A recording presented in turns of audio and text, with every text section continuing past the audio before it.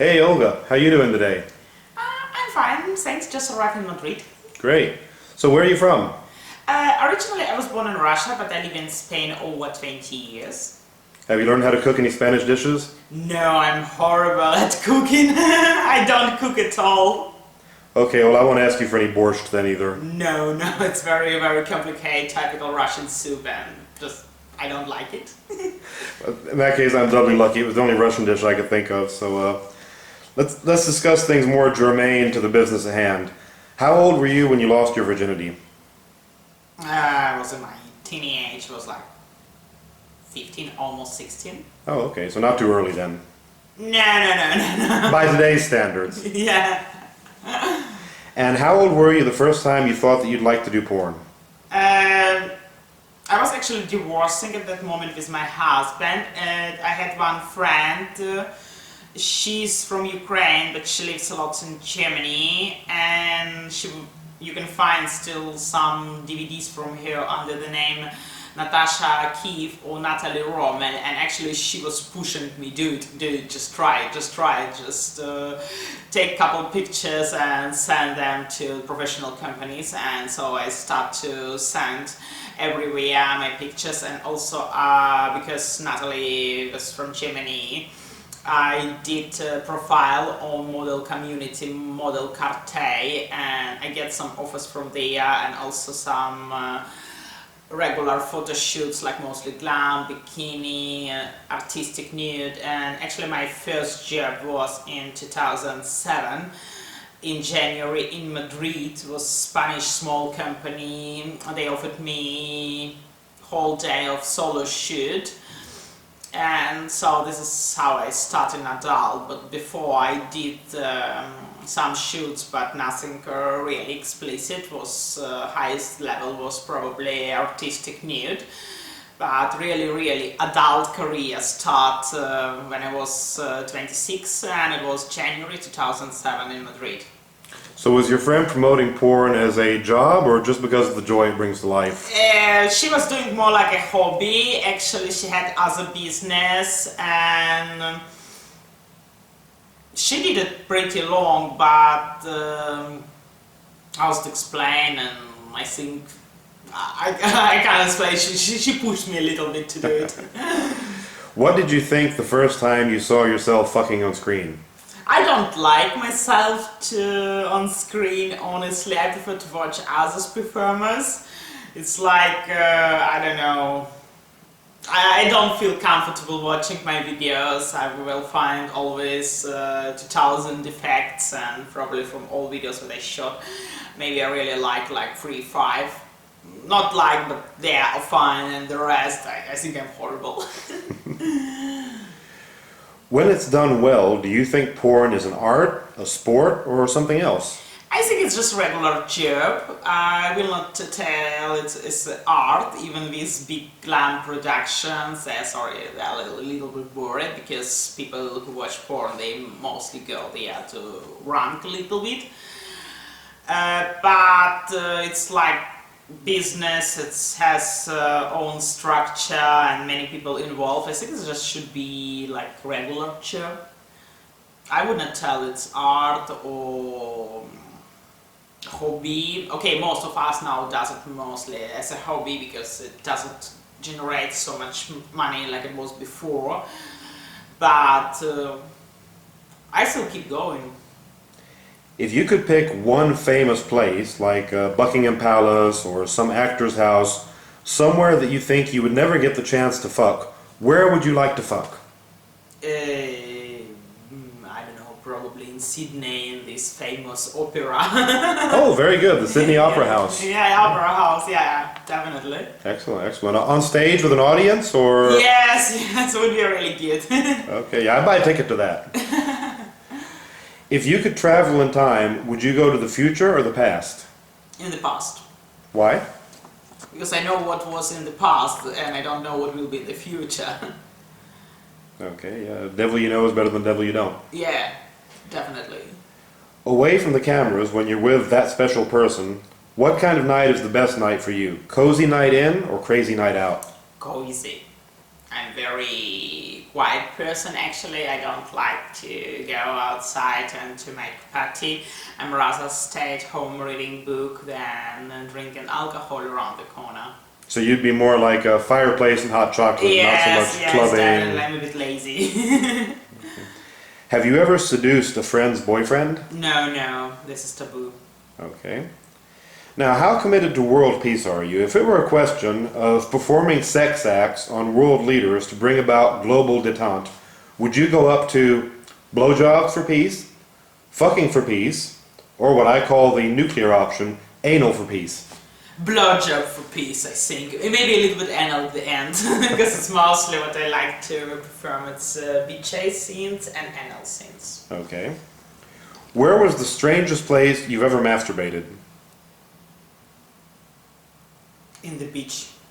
On the beach, oh. Yeah. I'm quite normal. I don't do crazy things. Did anyone see you? I don't know. It was actually almost nobody. Oh, okay. Good. If you could be any famous person, male or female, for a day, who would you like to be? Oh, that's really difficult question because now everyone famous with Instagram. All the people are influencer.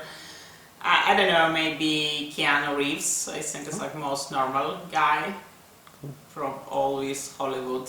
Yeah, that's got to be fun, being John Wick. Yeah, definitely. And I don't know, I'm also more jealous of people who are famous of doing some sport records, participate in Olympic Games, or they did some fabulous scientist research, like people with brain. That'd be good too. Yeah. You could be a Nobel Prize winner for a day. Yeah, definitely. Okay. In the series Pokemon, characters don't age. If you could pick one age that you could be for your whole life, what age would you like to stay at and why? I didn't watch this series. Okay, but it's a theoretical question. If you could pick one age that you could stay at for your whole life, what age would you like to be? Like, would you like to always be 20 or 25 or 30? I think under 30 definitely, but not very young. Okay. What famous guy or girl would you most like to fuck? Famous? A celebrity. Yeah, it could be actor, musician, sports. I don't know, because all celebrities is like idols. It's something very, very high. I never think about sex with celebrity at all. No fantasies then? No, never. Oh, okay. Definitely not. Do you think the level of interest in porn nowadays, in MILF porn, is due to the number of young guys who fantasize about fucking their mothers-in-law? No, I think it's more producers, because really I hate a little bit MILF age, MILF standards, because many people reject me. They think I don't look exactly like MILF.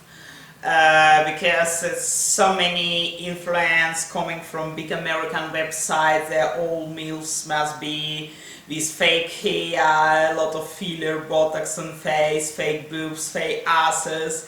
It's like very, very artificial, and I supplied several times to the castings for MILFs, and it's almost never a company take me.